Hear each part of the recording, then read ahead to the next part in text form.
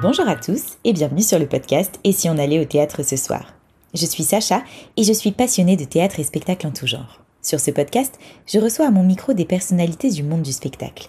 Comédiens, metteurs en scène, auteurs ou autres, l'idée, c'est de vous faire découvrir les coulisses de ce monde où tout n'est pas que paillettes. Cette fois-ci, j'ai eu la chance de recevoir à mon micro Stéphane Corbin. Stéphane est compositeur et metteur en scène et c'est lui qui a monté le formidable collectif Les Funambules, que vous connaissez peut-être. Dans cette interview, Stéphane m'a raconté son parcours, m'a parlé des Funambules bien sûr, et de comment ce projet s'est construit, et la manière dont il continue d'évoluer aujourd'hui. On a aussi parlé de plein d'autres choses que je vous laisse découvrir. J'ai passé un super moment en compagnie de Stéphane, et j'espère que vous passerez un aussi bon moment que moi en écoutant cette interview. Alors, bonne écoute! Bonjour Stéphane. Bonjour. Merci d'avoir accepté cette interview. Avec grand plaisir. Alors, est-ce que tu peux te présenter pour nos auditeurs ? Ouais, je m'appelle Stéphane Corbin, j'ai 47 ans, il fait paraître qu'il y a un âge où il ne faut plus le dire, mais je le dis, 47 ans. J'ai un parcours qui est très multiple, j'ai commencé le piano quand j'étais tout petit, à 3 ans, parce que je reproduisais ce que j'entendais à la radio, donc mes parents ont dû se dire qu'il y avait un petit don d'oreille et qu'il fallait en faire quelque chose. Mais très rapidement, je me suis rendu compte que jouer les œuvres des autres ne m'intéressait pas beaucoup, donc je me suis mis à composer à l'adolescence. Et j'ai d'abord eu une espèce de première vie adulte qui a consisté à chanter mes propres chansons. Donc j'ai fait des centaines, je crois 800 ou 900 concerts. Ah oui. Avec vraiment le parcours de l'auteur-compositeur-interprète qui sillonne la France, les clichés de on dort à 5 musiciens dans un hôtel Formule 1 au bord de la Nationale, enfin tous ces trucs-là.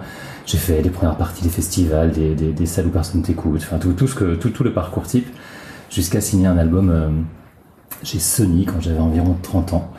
Et ça s'est pas passé exactement comme je l'aurais rêvé, donc ça a été un petit peu la fin de ce chapitre de ma vie. Et entre-temps, j'ai commencé à développer le fait de composer pour d'autres, et notamment pour le théâtre et pour le théâtre musical. Et on en parlait juste avant le début de l'enregistrement. Un de mes premiers contrats, ça a été de faire le pianiste dans Chance d'Hervé de Holder, que tu as reçu il y a pas longtemps. Et ça a été un contrat incroyable parce qu'en fait, on était tous alternants dans ce spectacle, et en tant que pianiste, j'ai vu passer tous les plus grands noms de la comédie musicale, et donc petit à petit je me suis fait un petit réseau de contacts de gens à qui après proposer les choses que j'allais pouvoir composer. Et donc je me suis un peu reconverti dans ce travail de compositeur que je faisais déjà pour moi, mais en mettant au service des autres, et d'autres œuvres, donc à la fois du théâtre musical, de la comédie musicale. Et tout ça faisant un assez chouette et joli parcours depuis maintenant quasi une quinzaine d'années, et auquel se sont rajoutées différentes choses parce que c'est le côté multiple qui m'intéresse dans la vie. J'aime pas beaucoup les étiquettes, j'aime pas beaucoup m'enfermer dans une chose. Donc à côté de ça, je suis aussi coach vocal sur des spectacles ou avec des élèves que j'ai en particulier. J'ai été longtemps coach vocal sur les spectacles à Disneyland Paris. Là récemment, j'ai été coach vocal sur le Soldat Rose par exemple, des choses comme ça. Ça m'a amené plein d'expériences, comme par exemple à Fleury-Mérogis où j'ai animé un stage de comédie musicale pour des détenus. Enfin, c'est des choses vraiment marrantes. Enfin, marrantes. Le dernier exemple n'est pas le plus marrant.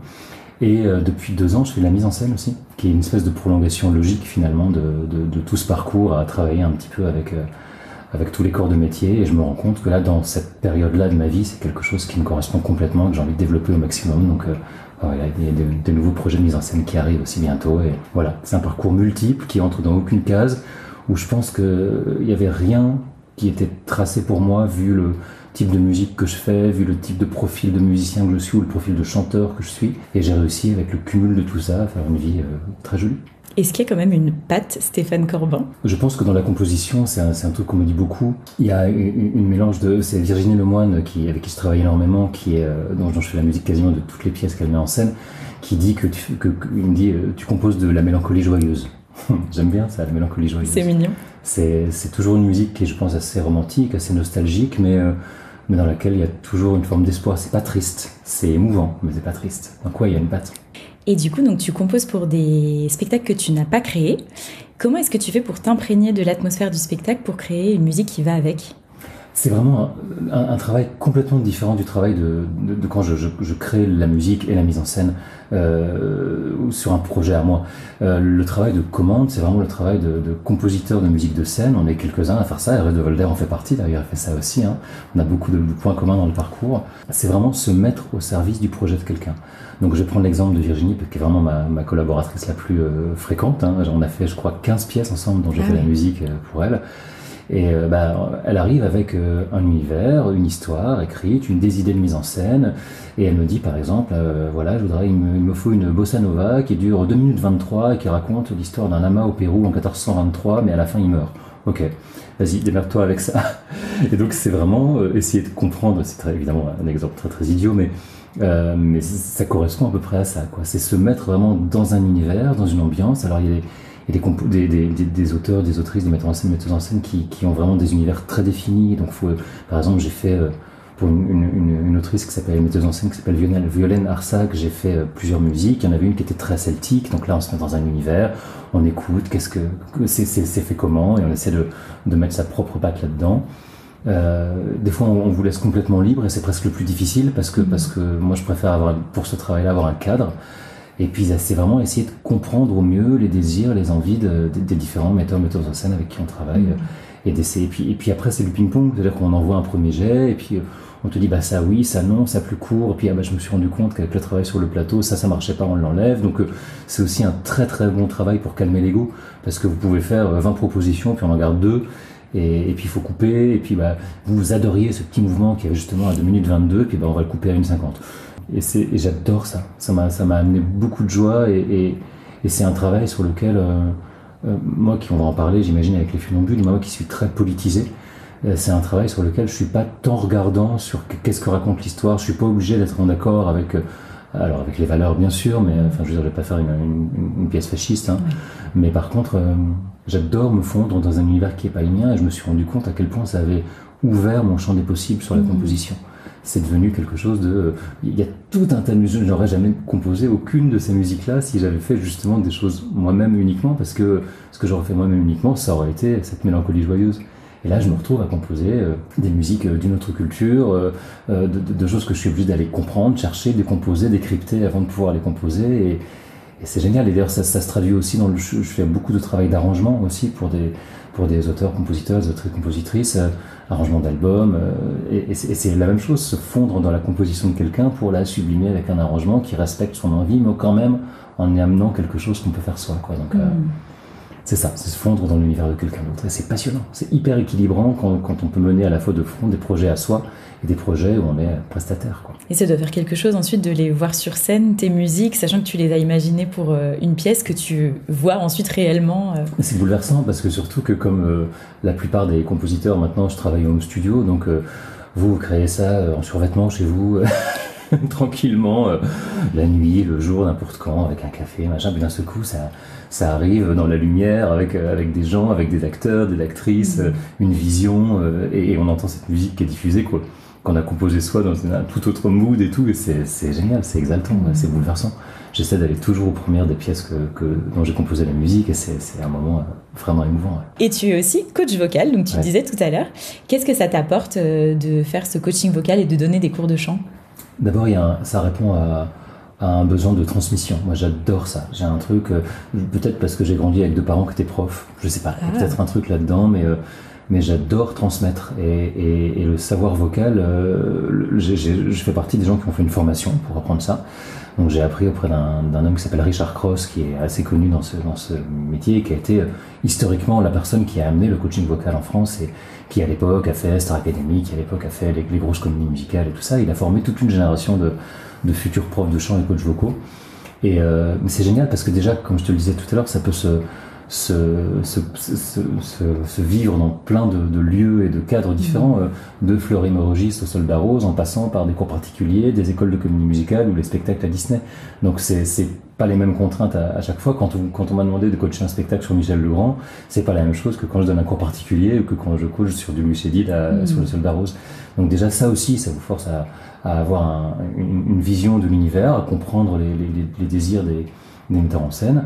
Et après, dans le cadre de l'enseignement pur, c'est assez génial d'accompagner des chanteurs, des chanteuses, souvent jeunes la plupart, qui sont en quête d'un savoir technique. Que moi, ce que je dis souvent, c'est que c'est un cercle vertueux, c'est-à-dire que j'ai appris quelque chose, je transmets ce quelque chose, on me paye pour ce quelque chose, et la personne ressort avec un savoir en plus. C'est du win-win, quoi. Tout le monde est gagnant là-dedans, et tout le monde et je crois content, et moi, ça me rend très très heureux de faire ça. Et j'ai commencé en 2008, et j'arrêterai pas. C'est quelque chose qui Voilà, ça m'équilibre, ça me fait du bien, ça me fait gagner ma vie, ça sécurise aussi, parce que quand on a des vies d'intermittents, c'est bien d'avoir des choses un petit peu fixes à côté. Et puis ça apprend, ça fait partager de l'humain, quoi. Chaque cours, c'est une rencontre, chaque cours particulier, c'est 1 heure d'immersion avec une personne qui arrive et vous, quels que soient vos problèmes, vous avez mal dormi, ou il se passe des drames dans votre vie, vous avez 1 heure, c'est le métier de service. Donc pendant 1 heure, on est au service d'une personne qui vous paye pour ça. Donc vous devez être au top pendant cette heure-là et il n'y a pas le choix. Et donc c'est stimulant, c'est motivant, ça repousse dans les retranchements. Quelquefois, quelque chose que vous avez appris, dont vous êtes sûr, vous le dites et la personne elle réagit pas du tout. Donc vous dites ok, ça marche pas. Par quel chemin je vais pouvoir passer pour que ça marche? Et puis moi, puisque je suis multicasquette, je pense que ce que les gens qui viennent prendre des cours avec moi aussi viennent chercher, c'est le côté compositeur, c'est le côté créateur des funambules, parce que c'est un projet qui est assez connu dans le milieu de la comédie musicale. Et du coup, c'est peut-être aussi un peu, quelque part, une vision du monde. Et une vision de chanter, c'est certes de la technique, de l'instrument, du sport, tout ça, mais c'est aussi raconter des histoires, c'est aussi véhiculer des valeurs. Et j'essaie de les transmettre au maximum dans mes cours ou dans mes coachings. Et justement, tu parlais des funambules. Donc, c'est un collectif que tu as créé en 2012. Est-ce que tu peux nous en parler ? Initialement, en 2012, si tu te replonges dans le contexte de l'époque, on est en plein dans les manifs contre le mariage pour tous. Moi, je suis homosexuel complètement assumé et depuis toujours et avec beaucoup de fierté et de douceur avec ça. Et jusque-là, jusqu'à 2012, pas tant de revendications, parce que ça a été facile dans ma famille, parce que ça a été facile auprès de mes amis, et que c'est facile pour moi, que c'est pas un sujet, quoi, que ça devrait ne jamais être un sujet, mais bon, on s'est rendu compte, alors évidemment, on n'a pas attendu les manifs pour se rendre compte que c'était un problème et que l'homophobie existait, mais j'ai l'impression que ces manifs-là, elles ont cristallisé quelque chose d'une époque qui a été vraiment affreux, quoi, qui a été d'un seul coup, il y avait des centaines de milliers de gens dans la rue pour me dire à moi et à tous les autres, vous n'êtes pas les mêmes citoyens que nous, vous n'avez pas le droit de vous marier, vous n'appartenez pas à la société de la même manière, vous n'avez pas le droit d'avoir d'enfants, et tout un tas de choses dans ce goût-là. Et la réaction que j'ai eue, elle était très animale, quoi, très instinctive, c'était de me dire, mais il faut faire quelque chose, quoi. Alors, évidemment, j'allais dans toutes les manifs mais ça me suffisait pas, et je me suis dit très vite, je vais faire une chanson, voilà, comme il y avait eu puis je vais réunir plein de chanteurs, parce que je connais plein de chanteurs et plein de chanteuses, donc je vais faire une chanson, puis on va donner l'argent à une asso, voilà.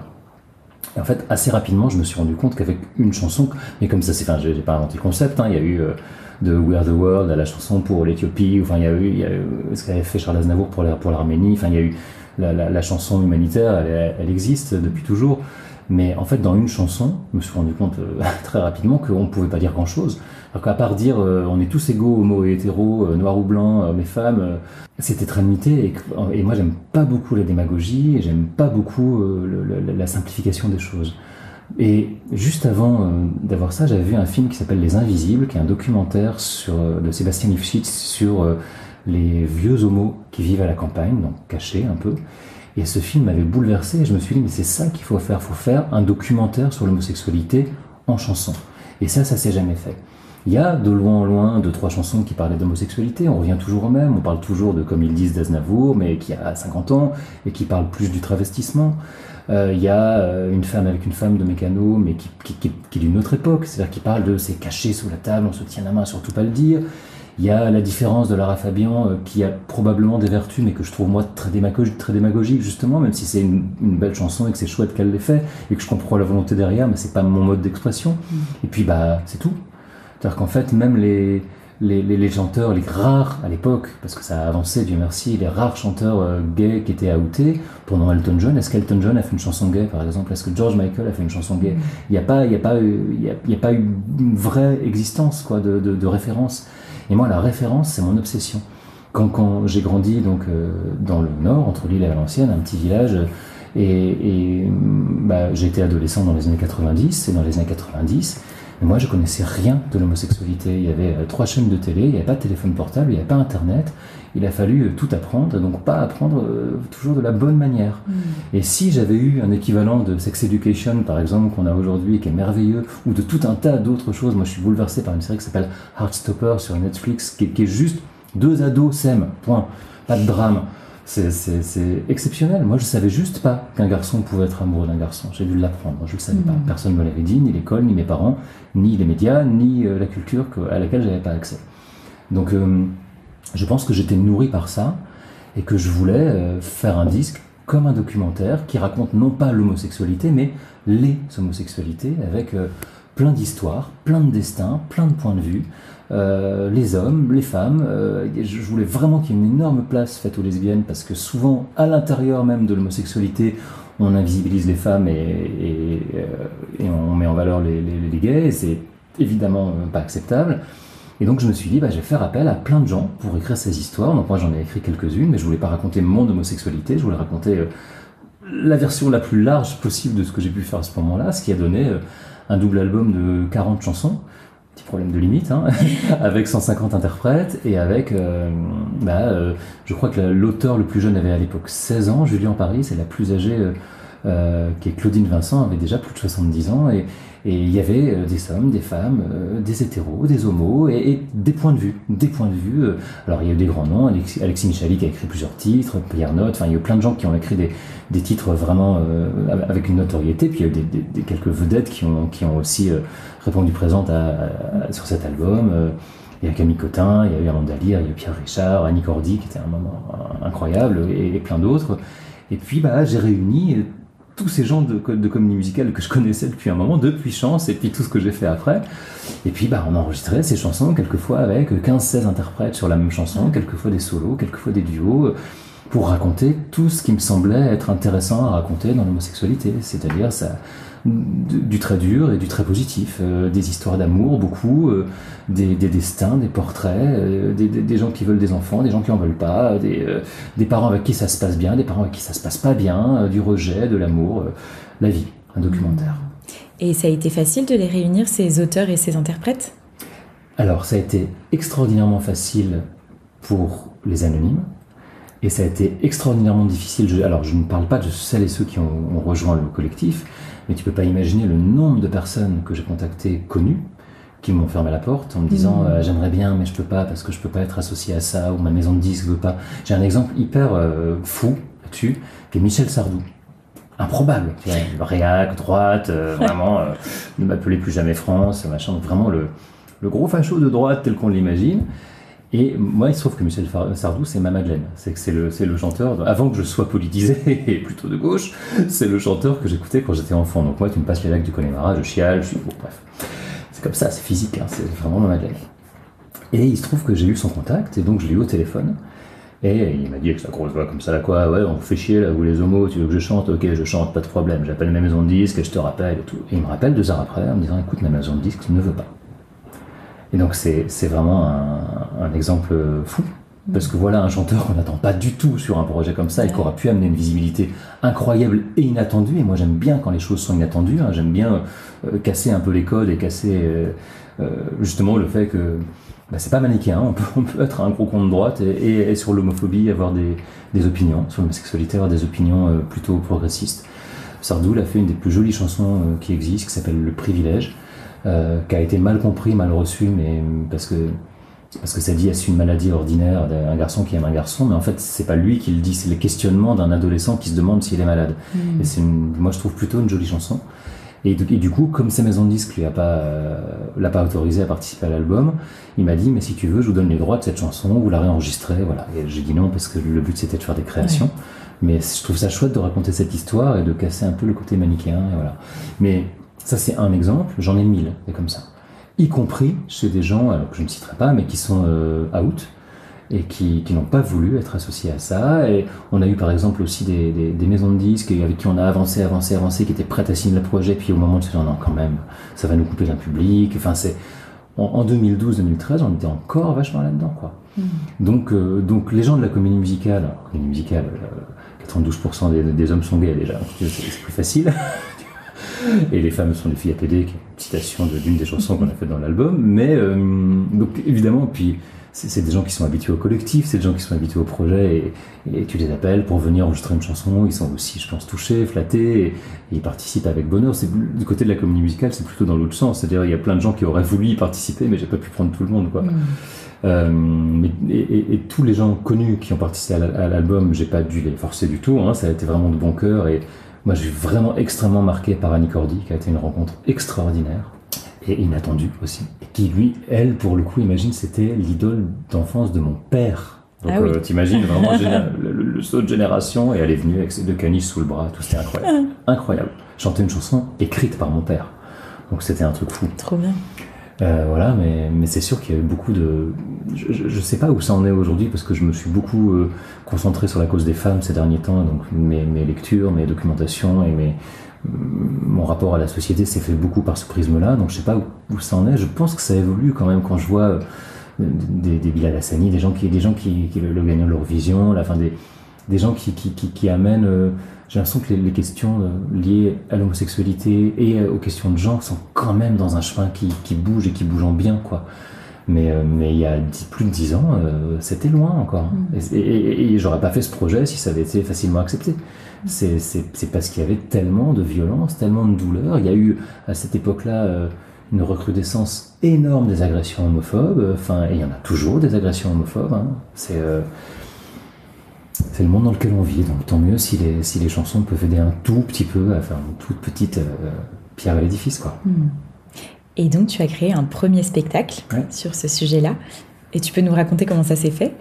Oui, ça s'est fait sous 2 formes qu'on a continué à faire sur le 2e projet dont on va parler après, c'est-à-dire que les Funambules, ça a toujours existé sous forme d'énormes concerts où on est 50 sur scène. On a joué donc une quinzaine de fois à l'Alhambra, et donc c'est un peu la comparaison qu'on nous donne tout le temps, c'est les enfoirés, quoi. C'est-à-dire qu'on est 50, c'est assez génial puisque tout le monde est sur scène. On n'a jamais répété tous ensemble, il y a une espèce de magie qui s'opère, chacun vient chanter une chanson et puis on va s'asseoir, écoute les autres, c'est magique. On a fait ça aussi avec le 2e projet, et puis en parallèle, évidemment, on a toujours monté des plus petites formes pour pouvoir tourner, pour pouvoir jouer, pour pouvoir faire vivre ce projet et le transporter ailleurs qu'à Paris. Dans des formules avec 5, 6, 7 personnes sur scène, ce qui est déjà beaucoup par les temps qui courent. Et ça, on l'a joué à côté d'ici, pas loin, au studio Alberto, pendant 2 ans, cette petite forme-là, qui a été mise en scène par Quentin Defalt, qui est un merveilleux metteur en scène qui vient lui du théâtre, qui a été une rencontre magnifique. Et ce spectacle-là nous a emmenés à San Francisco, à Avignon, à Montréal, en tournée, et ces 2 années au studio Alberto qui ont été extraordinaires. Et ça a été... Il faut, j'aurais peut-être dû le préciser dès le début, ce projet-là a toujours été caritatif. C'est-à-dire que tous les bénéfices ont été reversés à des associations. En l'occurrence, sur ce premier projet, c'était le Refuge et SOS Homophobie. Et jusqu'à il y a 3 mois, le début des dates à la Gaîté Montparnasse qui ont changé des choses parce qu'on trouve un producteur, aucun artiste n'a jamais été rémunéré. Tout le monde a toujours été 100% bénévole. Et quand je te dis tout le monde, il y a 800 personnes qui ont travaillé sur les Funambules depuis le début. Il y a les chanteurs, il y a les auteurs, il y a les musiciens, il y a les gens qui font les clips, sur un clip il y a 30 personnes, il y a les administrateurs, il y a les gens qui font les sites, il y a les photographes, il y a les community managers, tout le monde a toujours été bénévole. Et c'est magnifique parce que d'un seul coup, ça veut dire que tout le monde est capable de se fédérer, de donner de son temps pour quelque chose qui n'est ni de l'ordre de la carrière, ni de l'ordre de l'argent, mais qui est de l'ordre de faire changer des choses, participer à quelque chose de positif. Et je pense qu'on en a tous besoin, on a besoin de le recevoir, on a besoin de le faire.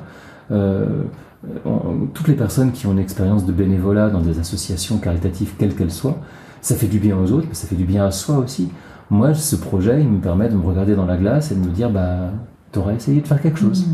T'aurais essayé de faire bouger les trucs avec mes armes à moi. Mes armes à moi, c'est pas la politique, c'est pas passer des lois, et c'est pas non plus le terrain, parce qu'il y a des gens qui sont bien plus forts que moi, bien plus doués que moi pour aller militer sur le terrain, et je les admire énormément. Mais par contre, je peux monter des projets, je peux faire bouger les mentalités un petit peu à mon tout petit niveau, et puis je peux donner de l'argent à des gens qui, eux, sont sur le terrain. Ça aussi, c'est un cercle vertueux, quoi. Donc c'est hyper émouvant pour moi de parler de ça, mais ça me rend fier, moi. Et c'est pas mal dans un parcours de quelqu'un qui a... Je parle là de mon parcours, tu m'adores sur mon parcours, on a l'impression que c'est hyper facile, j'ai fait ça, j'ai commencé à 3 ans, mais moi je suis quelqu'un qui doute énormément, qui a eu d'énormes problèmes de confiance en lui, à tout point de vue, qui s'est rarement senti... adapté, calibré pour le monde réel, ou pour ce type de musique, ou pour ce type de musicien qu'il fallait recruter, parce que, par exemple, moi je suis un pianiste honnête, mais je lis pas la musique, par exemple, tu vois. Donc ça me fermait plein de portes. Quand j'étais jeune, j'avais plutôt un physique de jeune premier romantique, mais j'avais une voix de méchant. T'entends la voix que j'avais une voix de méchant. Donc je pouvais jouer les salauds, mais j'avais le physique du gentil. Donc ça t'ouvre pas beaucoup de portes. Donc, bêtement, c'est idiot, mais générationnellement, c'est ce que j'ai vécu. quand tu es homo et que tu es enfant et que tu te rends compte vers 6, 7, 8 ans que tu as quelque chose qui est différent sans le comprendre, ça te fait te sentir à part. Donc moi j'ai trimballé pendant très longtemps ce sentiment de me sentir à part et de pas avoir ma place, de pas avoir confiance. Et d'un seul coup, avec ce projet, je me rends compte que je suis capable de mobiliser des centaines de personnes autour d'une cause qui me tient à cœur et de me rendre compte que cette cause, elle tient à cœur à plein de gens et de voir que cette forme-là d'art, d'expression, elle va aller toucher des gens jusqu'à m'écrire des messages sur les réseaux de grâce à toi et à tes chansons, j'ai pu faire mon coming out, ou j'ai pu le dire à mes parents, ou je me suis senti moins seul, ou j'avais des envies de suicide, mais je me suis rendu compte que, des choses, on a reçu sur ce projet des témoignages extraordinaires, extraordinaires. Et de voir que, en tout, par exemple, on a donné 20 000 euros à SOS Homophobie. 20 000 euros, c'est 1/5 de leur budget annuel. Ils ont 100 000 euros de budget annuel. Donc, voilà. Il y a un truc, il y a une doctrine dans le bouddhisme qui dit si tu changes la vie d'une personne, tu auras réussi ta vie. J'ai réussi ma vie. Et en plus, tu as créé un second projet au sein des Funambules qui s'appelle Elle. Alors pourquoi le sujet des femmes ? D'abord, je pense qu'il y a deux choses. D'abord, moi j'ai toujours été entouré de femmes. Je suis vraiment. Alors s'il y a des filles à PD, je pense qu'il y a des PD à filles aussi. Et moi je suis vraiment un PD à filles. J'ai des amis ES depuis toujours. Je trouve que c'est aussi probablement parce que je m'en suis bien rendu compte avec ce projet, elles ont des douleurs et des combats et des souffrances très communes avec les homosexuels. Il y a des choses différentes, mais il y a un tronc commun d'inégalité qui est assez flagrant, de rejet depuis laisse-moi deviner, la nuit des temps, voilà, c'est ça. Donc ça c'est le premier truc. Et le deuxième truc, c'est de m'être dit j'ai fondé quelque chose avec ce collectif qui m'a complètement dépassé. J'ai rencontré tellement de gens, tellement de belles âmes, de beaux artistes, de bonne volonté, d'envie de bien faire. Et là, je voyais en 2017 que le projet numéro 1, dont on a parlé, commençait un petit peu à toucher à sa fin. Je me suis dit, je vais arrêter tout ça. C'est-à-dire que moi, je vais arrêter de me faire du bien. C'est très égoïste, hein. Et je vais arrêter de faire du bien aussi à tous ces gens que j'ai entraînés avec moi. C'est quand même con. On a trouvé un langage, on a trouvé quelque chose. On fait ces gros concerts, ces petits concerts, ces clips. On a des marraines extraordinaires. Sur le premier projet, on avait Miu Miu et Virginie Lemoine qui nous accompagnaient dans tous les médias. Enfin, c'est incroyable ce que ça a fédéré. Et je vais arrêter tout ce truc que j'ai créé tout seul d'habitude avec initialement avec ma petite idée dans mon petit appartement. Et je me suis dit mais non. Et ça a été évident que je fais 40 chansons sur l'homosexualité, je pouvais pas continuer à tracer cette route-là. Et j'ai réfléchi à quelle autre cause me tenait à cœur. Il y en a beaucoup, des causes qui me tiennent à cœur. Par exemple, moi je suis végétarien depuis la nuit des temps. Enfin, je suis on a vraiment beaucoup de points communs avec De Volder. Mais je suis très sensible à la cause animale, par exemple. Mais les animaux, c'est pas un super sujet de chanson. C'est compliqué de faire des chansons sur les abeilles qui s'éteignent, quoi. Par contre, les femmes, si tu veux, il y a un nombre de sujets à traiter. C'est pareil, là, le deuxième album, on a sorti 35 titres, mais j'en ai 13 en réserve, donc on en a enregistré 48, plus des inédits, donc on va dire une 50aine de titres. Ah ouais. Chaque chanson brasse un sujet, mais en fait, j'aurais pu en faire encore tellement plus. Enfin, il y a tellement de choses à dire, tellement de choses à raconter. Donc c'était passionnant de relancer le collectif, la force du collectif comme une espèce de locomotive qu'on peut remettre en marche comme ça, et d'aller chercher des autrices, des auteurs, des chanteurs, des musiciens, des chanteuses. Et c'était absolument génial de faire ça. Et puis on parlait tout à l'heure de mon travail de compositeur pour les autres, mais là c'est à la fois pour les autres et pour moi, parce que dans les Funambules, il y a toujours eu plein d'autrices et d'auteurs. Mais j'ai toujours tenu, et c'est aussi la chose qui peut-être me donnait ma satisfaction personnelle, de composer toutes les musiques. Et depuis le deuxième projet, d'arranger aussi toutes les musiques. Et maintenant de mettre en scène les spectacles. Ça m'a aussi, moi, nourri d'un truc, où d'un seul coup, j'ai plein de textes, je vais composer des choses que j'aurais pas composées sans. Donc c'est toute cette machine qui a été remise en route. Aujourd'hui, je vois bien que ça m'amène un bonheur infini et qu'on arrive aux mêmes effets. On a fait des gros concerts, on fait des plus petits concerts, les gens sont touchés, les gens repartent avec le sourire, avec une forme de militantisme doux, et qu'en même temps, ils ont passé un super moment parce qu'on essaie de faire des super shows, où il se passe des trucs. C'est pas juste le point levé et on dénonce, c'est même pas ça du tout. Et pourtant, ça dit des trucs sur la société. C'est génial à faire. Évidemment qu'il fallait que je continue, évidemment qu'il y aura un troisième Funambule, je ne sais pas encore sur quoi, mais je vais trouver. En tout cas, celui-là, il est vraiment génial. Moi, j'ai adoré. J'ai trouvé ça très drôle et très touchant. Et donc, tu les accompagnes au piano sur le spectacle. C'est un choix d'être sur scène et d'accompagner chaque date au piano? Dans ce spectacle-là, ce qui me tenait le plus à cœur, c'était de le mettre en scène. C'est-à-dire que j'avais vraiment envie de... Il faut comprendre que ces projets des funambules, pour moi, c'est tellement de travail. Et c'est tellement... C'est-à-dire que pendant 10 ans, j'ai fait compositeur, c'est sûr, chanteur vaguement, mais j'ai fait secrétaire, j'ai fait producteur, j'ai fait conducteur de voiture, j'ai fait roadie, j'ai fait comptable, j'ai fait tout un tas de choses tout à fait inintéressantes que les gens ne voient pas dans l'ombre.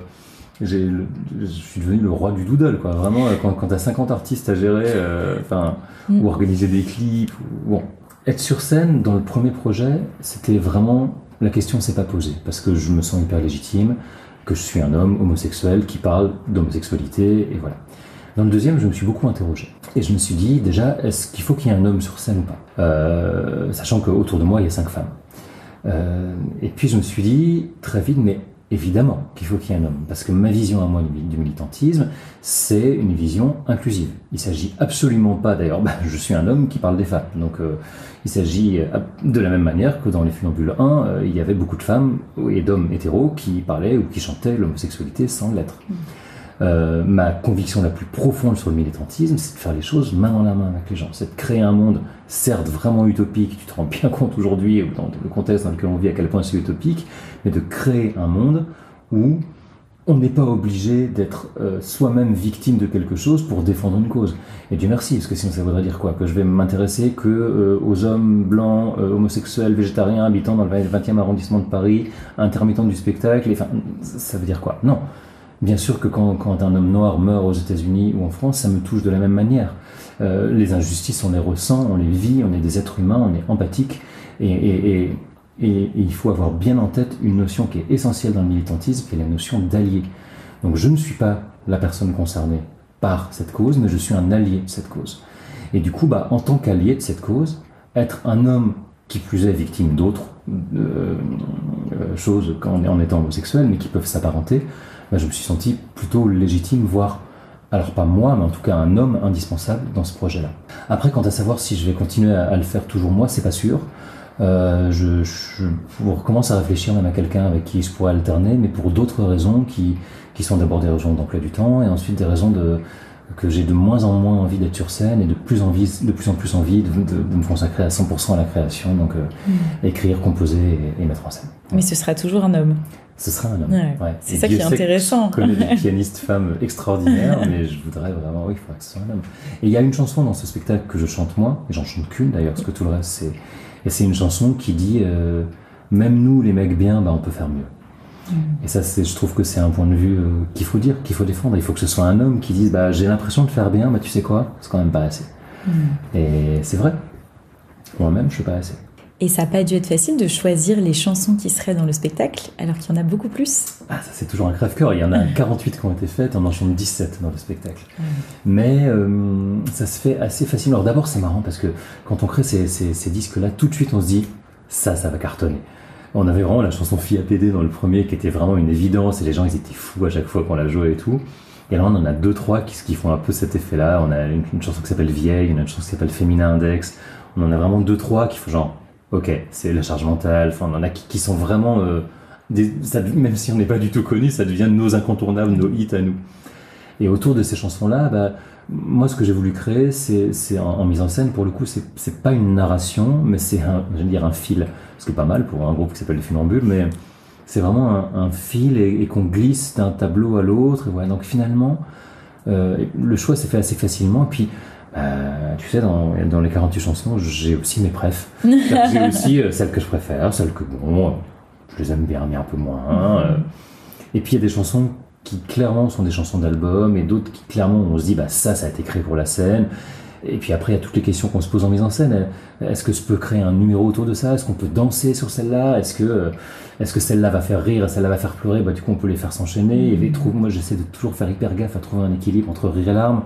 Et c'est ce que tu as dit quand tu es venu le voir, donc tu l'as ressenti comme ça, et donc ça me fait très plaisir. Donc en fait l'équilibre il se fait finalement assez facilement et je me suis rendu compte qu'en construisant le spectacle ça s'est fait de manière très fluide quoi. Très facile. Et ce qu'il faut dire c'est que c'est pas juste entre guillemets un récital de chansons, c'est qu'il y a vraiment de la mise en scène, il y a un peu de danse, il y a du jeu, il y a plein de choses, donc c'est pas juste on chante des chansons et voilà quoi.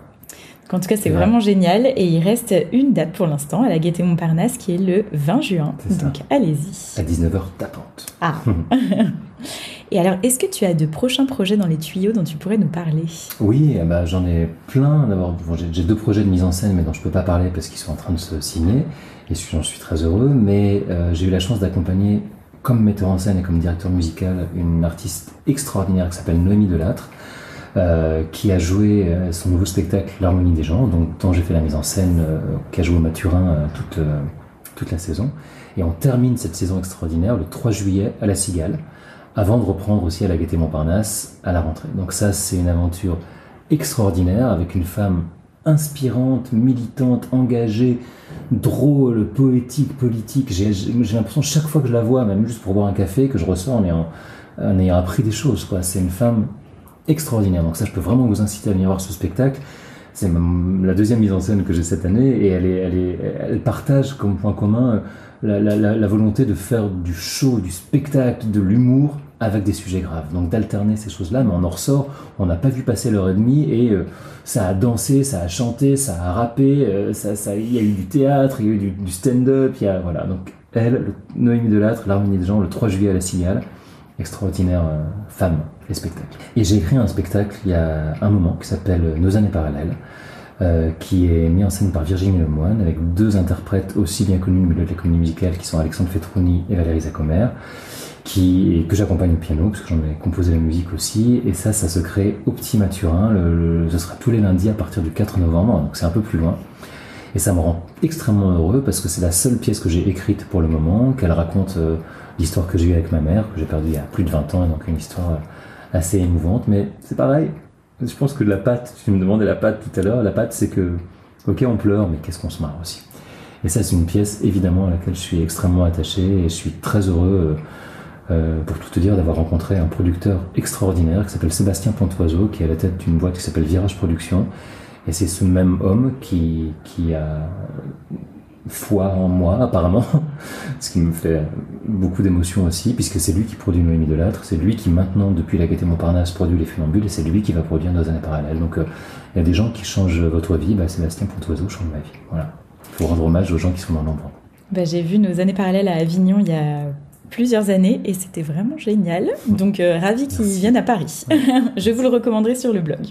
Et c'est quoi une journée type dans la vie de Stéphane ? Pour toutes les raisons dont on vient de parler depuis un petit moment, c'est forcément multiple. Je me lève tôt, je me lève très tôt et j'essaie de commencer toutes les journées par faire du sport. En vrai, j'y arrive un jour sur 2 à peu près, mais c'est pas si mal. J'ai épousé un médecin, donc j'essaie de tenir un peu le rythme de ses conseils. Souvent je donne 2-3 cours de chant, j'aime bien faire ça le matin, donc on va dire de 11 à 14 je donne des cours de chant et j'essaye maintenant depuis un an où j'ai arrêté de travailler à Disneyland qui prenait beaucoup de temps et qui est très loin, j'essaie que toutes les après-midi soient consacrées à de la création. Donc en gros voilà, une journée type c'est du sport, de l'enseignement et de la création. Donc de la création, ça peut être de la mise en scène, de la composition sur tel ou tel projet, de l'écriture, quelquefois des rendez-vous avec des gens, et puis voilà. Et puis je consacre beaucoup de temps et avec beaucoup d'amour à mon mari le soir. Et il a une vie qui est bien plus difficile que la mienne parce qu'il est cancérologue à l'hôpital Saint-Louis. Ah oui. Donc bon, on n'a pas les mêmes journées, et donc j'ai beaucoup de plaisir à lui faire à manger, à le retrouver, à sortir, et voilà, et à l'aimer simplement. Et est-ce que tu vas aussi voir des spectacles ? Ouais, bien sûr. Ce soir, je vais voir La Crème de Normandie d'Harry de Volder, que je connais depuis 25 ans et qui a été un tout petit peu mon mentor quand même, qui m'a mis le pied à l'étrier. Donc j'ai hâte de voir ça avec une des artistes des Funambules qui joue sur scène aussi, Marine Favreau, que tu connais. Et que j'ai eu en interview il y a un an. Extraordinaire femme. Ouais. Et est-ce que tu as un spectacle à nous recommander ? Puisque La Crème de Normandie, tu ne l'as pas encore vu. Je l'ai pas encore vu. Je ne sais pas si ça joue encore. Je crois que ça joue en tournée. J'ai vu cette année au Bouffe du Nord un spectacle extraordinaire qui s'appelle La Tendresse, mis en scène et créé par Julie Berès, qui est, je crois, le spectacle qui m'a le plus bouleversé de ma vie. Voilà. Je crois que c'est encore en tournée, j'espère. Si ça l'est, guettez ça. J'ai rien vu de tel. C'est hallucinant de force, de beauté, d'émotion, d'engagement. ça mélange tout. Voilà, quand je serai grand, je voudrais être Julie Berès et faire la tendresse. Merci pour cette reco. Et merci beaucoup Stéphane. Donc on peut te retrouver dans Les Funambules, elle, à la Gaîté Montparnasse le 20 juin. Et j'espère pour d'autres dates après. Il y en aura, c'est sûr. Oui. Merci beaucoup. Merci à toi. Voilà, c'est la fin de cette interview. Si ce moment vous a plu, n'hésitez pas à mettre une note ou un commentaire sur ce podcast, à le partager autour de vous et à vous abonner bien sûr pour être au courant des prochains épisodes. Un grand merci pour votre écoute. Je vous dis à très très vite pour un prochain épisode du podcast Et si on allait au théâtre ce soir. Et n'oubliez pas de mettre du théâtre dans votre vie, parce que ça la rend plus jolie. Bye bye.